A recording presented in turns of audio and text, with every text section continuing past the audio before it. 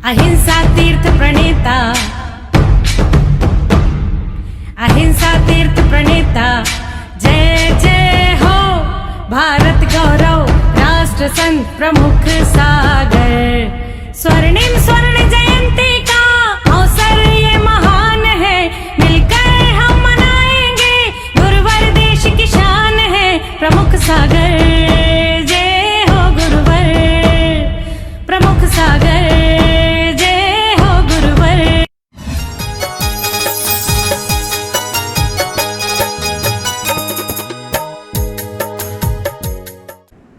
उत्तम ब्रह्मचर्य धर्म हमें हमारे जीवन की व्यवस्थाओं को बताने का प्रयास करता है। विचार करना, जीवन में सारी साधनाएं तुम बहुत आसानी से कर सकते हो, सारी साधनाएं तुम्हारे जीवन की बहुत अच्छे से व्यवस्थित हो सकती हैं, लेकिन हमारे शरीर में दो ही इंद्रियां ऐसी हैं जिनके कारण से आदमी संसार में भटक रहा है। हम और सब कुछ कर सकते हैं, लेकिन हमारी एक इंद्रिय है रसना, जिह्वा। आप विचार करके रखना, रसना इंद्रिय के कारण से संसार में आदमी क्या क्या नहीं कर देता है। और दूसरी इंद्रिय वासना। जब तक रसना और वासना पर तुम्हारा कंट्रोल नहीं होगा, तब तक उत्तम ब्रह्मचर्य की साधना नहीं कर सकते हो। हमारे खाने पीने पे भी कंट्रोल होना चाहिए। हम अदवा तदवा भोजन करते हैं, गरिष्ठ भोजन करते हैं, हम जब देखो तब भोजन करते रहते हैं। हम कभी भी अपनी वासना इंद्रिय को नहीं जीत सकते। आप विचार करके रखना, अगर हम अपने जीवन में भोजन पे कंट्रोल नहीं है तो हमारी वासना इंद्रिय पर कंट्रोल नहीं होगा। रसना और वासना, ये दोनों से हमें अपने आप को अगर बचाना है तो हमें अपने मन को चेंज करना पड़ेगा। जब तक हमारा मन नहीं चेंज होगा, तब तक संसार में हम किसी को बदल नहीं सकते। ख्याल करो, जैसी तुम्हारे मन में भोजन की इच्छा होती है, भोजन की प्लानिंग होती है। देखो, दो चीजें हैं, एक जरूरत है और एक इच्छा है। जरूरत और इच्छा में, इसको अगर हम इसे कहें कि आवश्यकता है और आविष्कार है। जरूरत और इच्छा में, आवश्यकता और आविष्कार में बहुत अंतर है। हमारे अंदर हमें भोजन की भी जरूरत है और हमारे अंदर, हमारे जीवन में भोजन भी चाहिए, बिना उसके काम नहीं चलता है। लेकिन इच्छा, अगर जरूरत के हिसाब से भोजन चाहिए तो हमारा जीवन व्यवस्थित चलेगा। लेकिन इच्छाओं के हिसाब से भोजन चाहिए तो कितना भी अच्छा भोजन दिया जाए, अगर तुम्हारी जरूरत थी, पहले का जमाना था, आवश्यकता आविष्कार की जननी थी। रोटी खाकर भी काम चलता था, लेकिन रोटी से आवश्यकता में तो रोटी भी काम में आती थी, लेकिन आविष्कार हो गया, मन की इच्छाएं बढ़ गई। जरूरत रोटी की थी, लेकिन हमारी इच्छाओं ने कह दिया कि इस रोटी से काम नहीं चलेगा, पराठा भी चाहिए। धीमे धीमे पराठे से पूड़ी, पूड़ी से हम डोसा, डोसा से इडली, इडली से कहां कहां तक पहुंच गए। भोजन की चर्चा आज नहीं करूंगा, नहीं तो उपवास तुम लोगों के दोष लग जाएंगे, है ना। मैं बोलते बोलते वो भी सोचना है, नहीं तो अभी तुम्हारा मन चला जाए कहीं रसगुल्ले में तो और दिक्कत पड़ जाए। लेकिन इतना ही विचार करके रखना, रसना इंद्रिय का कंट्रोल कितने तपस्वियों ने कर लिया। आज रसना इंद्रिय का कंट्रोल इतने तपस्वियों ने कर लिया। 32 उपवास वाले की साधना 30वां उपवास है, 30, 30वां उपवास, 30 दिन से केवल और केवल एक बार पानी। ये रसना इंद्रिय का कंट्रोल नहीं है तो और क्या है। आत्मबल नहीं बढ़ा तो क्या है। 16 उपवास वालों का 14वां उपवास है, 14 दिन हो गए, उन्होंने एक गिलास मुश्किल से पानी नहीं पिया होगा। और 10 उपवास वालों का तो बल्ले बल्ले है। अब तो मुझे ये कल से पढ़ना शुरू, आप विचार करके रखना। लेकिन 10 दिन उपवास के निकाल दिए। वो छोटी सी बच्ची 12 वर्ष की, हमारे ख्याल से अभी पूरे भारत में जहां जहां उपवास चल रहे होंगे, इतनी छोटी बच्ची ने 10 उपवास कहीं भी नहीं किए होंगे। 12 साल की बच्ची ने 10 उपवास। साधना है, आत्मबल है।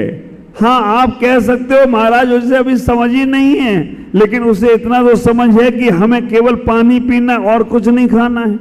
हमारे पास वो अजय का छोटा बच्चा आता है। अब मैं उससे पूछता हूँ उपवास किया क्या? हाँ महाराज। काय का उपवास? चॉकलेट का उपवास, आलू का उपवास। अब विचार करना, जमीकंद नहीं खाऊंगा 10 दिन। 10 दिन रात में भोजन का भी त्याग। अभी कोई बता रहा था उनके बच्चे ने किया है। 10 दिन रात में भोजन नहीं खाना, इतना तो उपवास है। इन दोनों बच्चियों का भी है। रात्रि का एक टाइम खाती हैं। देखो सोहनलाल की ये दोनों छोटी छोटी बच्चियां एक बार भोजन कर रही हैं। तो जितने अंशों में जिसने किया है उतना रसना इंद्रिय का तो कंट्रोल हुआ है। रसना इंद्रिय का कंट्रोल नहीं होगा, मन में जब तक भाव नहीं आएंगे तब तक वस्तु छूटेगी नहीं। आप ख्याल करके रखना, यहां हम पूजा में पढ़ रहे हैं। पूजा में हमने पढ़ा है और पढ़ेंगे। पूजा जो 10 धर्म की करते हैं, सील वाड़ नौ राख, ब्रह्म भाव अंतर रखो, कर दोनों अभिलाख, करो सफल नर भव सदा। आप विचार करो, उत्तम ब्रह्मचर्य मन आनो, माता पिता बहन सुता पहचानो। पूजा में आप सब पढ़ रहे हो, लेकिन उसे जीवन में कैसे लाना है? और यहां पर आखिरी में पढ़ लेते हो, संसार में विश्वेल नारी तज गई योगी सुरा। आप वो भी पढ़ने का प्रयास करते हो।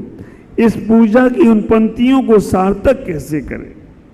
हमें इतना ही विचार करना है, पूजा की उन पंक्तियों को सार्थक कैसे करें, उत्तम ब्रह्मचर्य की साधना को सार्थक कैसे करें।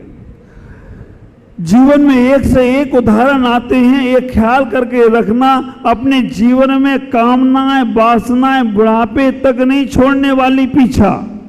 अगर तुमने मन नहीं बदला तो तुम्हारी कामनाएं वासनाएं, हम जो भोजन करने की चाह भी रखते हैं, हम शरीर श्रृंगार की चाह भी रखते हैं, हम बाहर दिखावे की चाह रखते हैं, ये सब तुम्हारे संयम को नाश करने के प्रावधान हैं। और आज वर्तमान में देखा जाए, हमारे वो तपस्वी लोग, हमारे वो ब्रह्मचर्य की साधना वाले लोग जिन्होंने अपने जीवन में अखंड ब्रह्मचर्य को जन्म दिया, जिनसेन आचार्य के बारे में जब सुनते हैं, जिनसेन आचार्य आज जन्म दिगंबर। आज जन्म दिगंबर का मतलब जिनसेन आचार्य ने कभी कपड़े ही नहीं पहने। ख्याल करना, कपड़े में वासना है या नग्न अवस्था में वासना है? कपड़े हैं वहां वासना होती है, और जहां कपड़े नहीं होते हैं वो निर्वासना वाले जीव हों तो कोई आश्चर्य की बात नहीं है। जहां से वस्त्र प्रारंभ हो गए, वहां से वासनाएं शुरू हो गई। जहां से तुमने तन को ढांकना शुरू किया, वहां से उन वासनाओं को ढांकना शुरू कर दिया। दिगंबर मुनि नग्न रहते हैं। आप विचार करके रखना, नग्न इसलिए भी रहते हैं, उनके मन में कभी कोई विकार आए तो स्पष्ट दिख सकता है। तुम्हारे मन में कितने विकार आ रहे हों किसी को पता नहीं चलता। और तो और कभी एक लॉजिक देखना, मेरे गुरुदेव आचार्य भगवान कहते हैं कि दिगंबर मुनिराज खड़े होकर ही आहार क्यों लेते हैं, और खड़े होकर ही आहार क्यों लेते हैं? विचार करना, उस वक्त आहार के समय उन्हें आहार देने वाला सब कोई पहुंचता है। पुरुष वर्ग भी पहुंचते हैं, महिलाएं भी पहुंचती हैं, बच्चे भी पहुंचते हैं, बच्चियां भी पहुंचती हैं। अगर और कितनी मनुहार करते हैं, इतनी मनुहार से तो तुम्हें भोजन नहीं कराते होंगे जितनी मनुहार से साधुओं को आहार कराते हैं। महाराज कुछ लेते नहीं, महाराज एक और ले लो ना महाराज। अरे महाराज आपने लिया ही नहीं, कितनी मनुहार से भोजन करा रहे हैं। उस वक्त दिगंबर मुनिराज खड़े होकर भोजन करने का मतलब इतना ही है। अगर उनके मन में कोई भी विकार आएगा तो आप विचार करना स्पष्ट रूप में दिख सकता है। इसलिए दिगंबर मुनिराज खड़े होकर आहार करते हैं। मैं आपसे कहना चाहता हूं, अपने जीवन में उस ब्रह्मचर्य की साधना को करना है। अपने मन को बदलने का प्रयास करो। मेरे पास कई लोग आते, महाराज अभी नहीं, मैंने जब 20 साल में घर छोड़ा था, ख्याल करना 20 साल में जब मैंने घर छोड़ा था, यौवन अवस्था, बिल्कुल ऐसा घुंघराले बाल जैसे महाराज को देखते हो ना आप ख्याल करके रखना। जब मैंने छोड़ा तो लोग आकर, बड़े बड़े लोग मुझसे पूछते, महाराज आप ब्रह्मचर्य का साधना कर लेते हो? आप ख्याल करके रखना, लोगों ने पूछा हो तो ठीक, कई और प्रकार के लोग भी आकर पूछ गए कि महाराज कैसे करते होगे? मैं उनको इतना ही बोलता था कि कुछ भी नहीं है, ब्रह्मचर्य की साधना में कोई दिक्कत नहीं है, बस आपको मन बदलना है, आपका मन चेंज होना है। और जैसे ही मन चेंज होगा ये पूरा संसार पवित्र और पावन दिखने लगे तो कोई आश्चर्य की बात नहीं है। अगर मन में वासना है, मन में तुम्हारी कामनाएं हैं, मन में तुम्हारी इच्छाएं हैं, तो आप बंद कमरे में अकेले बैठे रहो तो भी तुम्हारी ब्रह्मचर्य की साधना नहीं हो सकती। अगर मन में गलत इच्छाएं हैं, अकेले कमरे में कोई नहीं आ रहा है, तो भी तुम्हारी साधना नहीं हो सकती। और मन पे अगर कंट्रोल है, मन में पवित्र भावनाएं हैं, मन की इच्छाएं पवित्र हैं, मन में किसी प्रकार का दूषण नहीं है, मन में किसी प्रकार की हमारे वासना नहीं है, हजारों के बीच में रह जाओ, कहीं कोई फर्क नहीं पड़ता है। एक चीज का और ख्याल रखना, आप सामने वाले की दृष्टि से पहचान सकते हो इसके मन में गलत भाव है, अच्छा भाव है। आप विचार करना, जब तुमसे कोई बात करे, पुरुष से स्त्री बात करे या स्त्री से पुरुष, वैसे तो स्त्रियों को बदनाम कर रखा है, यहां पे भी पूजा में कह दिया, विश्वेल नारी तज गई योगीश्वरा। क्यों? केवल स्त्रियों में ही वासना होती है, पुरुष में नहीं होती है। पुरुष में भी वासना होती है और स्त्री में भी वासना होती है। पुरुषों को बदनाम कर दिया कि पुरुष में ही वासना होती है, इसलिए कह दिया विश्वेल नारी तज गई योगीश्वरा। अगर नारी विश्वेल है तो पुरुष उसी का फल है, तो विश्वेल का फल भी तो विश्व वाला ही होगा।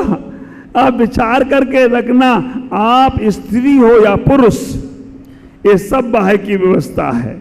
आत्मा में ना स्त्री का भेद है ना पुरुष का भेद है, लेकिन अभी हम उस आत्मा तक पहुंचे नहीं हैं, अभी हम उस गहराई तक पहुंचे नहीं है, तो ये मर्यादाएं बना के रखना पड़ेगी। हमारे मूलाचार ग्रंथ में कहा, जब तुम किसी साधु के दर्शन करने के लिए जाओ, 7 हाथ दूर से दर्शन करना। उपाध्याय के दर्शन करने जाओ, 5-6 हाथ दूर से दर्शन करना। और जब किसी आचार्य के दर्शन करने जाओ तो 5 हाथ दूर से दर्शन करना। अब आपको आश्चर्य लगा, मुनिराज के 7 हाथ, उपाध्याय को 6 हाथ और आचार्य को 5 ही हाथ। ऐसा क्यों? आचार्य तो बड़े, इनसे और ज्यादा दूर रहना चाहिए। नहीं, आचार्य के पास जाकर तुम्हें कोई प्रायश्चित लेना है। बहुत सारी माताएं जी होती हैं जिनको प्रायश्चित आदि लेना है, सबको बताना नहीं है, तो इसलिए महिलाओं को बोला 2 हाथ, 5 हाथ, 7 हाथ, 6 हाथ दूर देना। पुरुषों को भी ख्याल करना, पुरुषों को भी ख्याल करना। जब कभी माता जी लोगों के पास जाओ तो बिल्कुल पास में नजदीक मत जाओ, थोड़े दूर से दर्शन करना। 5 हाथ, 7 हाथ, 6 हाथ, जैसी जैसी माता जी के पास है वैसे अब लेकिन इसको अन्यथा नहीं लेना। कोई माता जी, कोई महाराज जी पैर छुलवाते हैं, उनकी व्यवस्था है, आप छूजिएगा। हम लोग नहीं छुलवाते हैं तो नहीं छूलिएगा। ऐसा उससे कंट्रोवर्सी मत करना कि अरे वो तो महाराज पैर छुलवाते थे, ये क्यों नहीं छुलवाते, वो माता जी तो पैर छुलवाती थी, ये क्यों नहीं छुलवाती। थोड़ी हमारी मर्यादा है, उसको पालन करो। जो करते हैं उन्हें करने दो, उनके ऊपर से हमें कोई सोचना नहीं है। लेकिन एक बात का विचार करना, इतना ही सोचना, जब भी किसी व्यक्ति के पास जाओ उससे बात करो, बात करते ही तुम्हें समझ में आ जाएगा ये व्यक्ति किस मानसिकता से बात कर रहा है।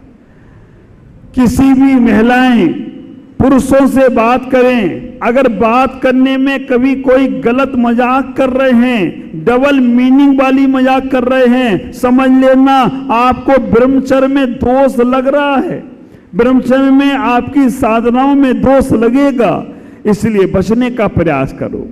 एक उदाहरण हमारे जिनागम में आता है, ख्याल करके रखना, हमारे 24 तीर्थंकरों में 24 तीर्थंकरों ने 19 तीर्थंकर ने विवाह किया, 5 तीर्थंकर ने शादी नहीं की।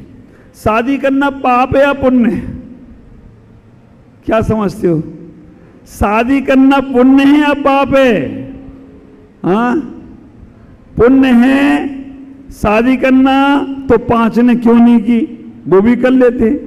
पाप है तो 19 तीर्थंकरों ने क्यों की? वो भी नहीं करते। आप विचार करना, शादी करना पुण्य और पाप नहीं है, आगम की व्यवस्था है, सतगृहस्थ की व्यवस्था है।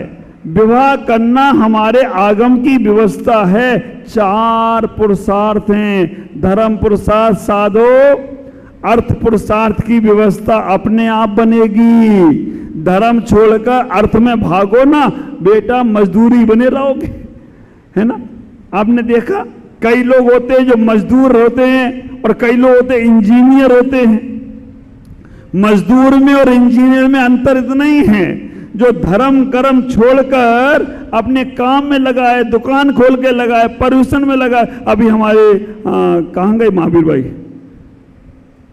हाँ, नीचे में बैठे, थोड़ा ऊपर बैठो। अभी महावीर भाई ने हमको बताया कि उत्तर प्रदेश में योगी ने आज अनंत चतुर्दशी के दिन पूरा उत्तर प्रदेश बंद करा दिया कि उत्तर प्रदेश में जैनियों का पर्व है, आज कोई दुकान नहीं खोलेगा, पूरे उत्तर प्रदेश में छुट्टी। अभी बताया मुझे महावीर भाई ने। उनको मालूम है, उनको मालूम है कि उत्तर प्रदेश में पूरा का पूरा जैनियों का अनंत चतुर्दशी का पर्व है, बड़ा पर्व है। छोटे हमारे जैनियों को मालूम है क्या? खोल के बैठे दुकान, लगे रहो मुन्ना भाई, कमाओ, जितना कमा सको कमा लो, जितना कमा सको कमा लो, अनंत चतुर्दशी छोड़ के भी कमा लो। लेकिन मुझे ख्याल करना, इतनी मेरे पास कोई कमी नहीं है, इतने भव्य श्रावक बैठे हैं, इतने दूर दूर से लोग आकर बैठे हैं और पूरे डीमापुर के भी बैठे। हमारे ओम जी आ गए तो सब आ गए, चिंता मत करो। आप विचार करके रखना, वो भी समय निकाल के पहुंचते हैं, सभी लोग यहाँ पहुंचते हैं। मजदूर कौन बनता है और मालिक कौन बनता है? मजदूर वो बनता है जो धर्म कार्य छोड़कर, अच्छे कार्य छोड़कर व्यापार में लगा रहता है, अच्छे कामों को छोड़कर वो मजदूर ही बना रहता है। और मालिक कौन बनता है? पहले अर्थ, पहले धर्म पुरुषार्थ, दूसरे नंबर पर अर्थ पुरुषार्थ, तीसरे नंबर पे काम पुरुषार्थ और चौथे नंबर पे मोक्ष पुरुषार्थ। 4 पुरुषार्थ हैं। जिसने धर्म को साध लिया, अर्थ की व्यवस्था बनने वाली है, उसका जीवन व्यर्थ नहीं जाएगा। धर्म पुरुषार्थ, दूसरे नंबर पर अर्थ पुरुषार्थ, तीसरे नंबर पर रखा है काम पुरुषार्थ। जिसने काम को साध लिया, मोक्ष उसका स्वागत करे तो कोई आश्चर्य की बात नहीं हो। काम को साधना है, ख्याल करना, जीवन भर काम काम। कहते हैं ना सूरदास के बारे में, सूरदास जिनने कामना वासनाओं के लिए अपनी आंखें फोड़ ली, लेकिन आंखें फोड़ने से कामनाएं वासनाएं समाप्त नहीं होती। ख्याल करना, जिसने कामनाओं को जीत लिया, उसके अंदर कामनाओं को जीतने के बाद अपने आप राम की भावना बनती है। आज इतना ही। ओम नमः, जय गुरुदेव।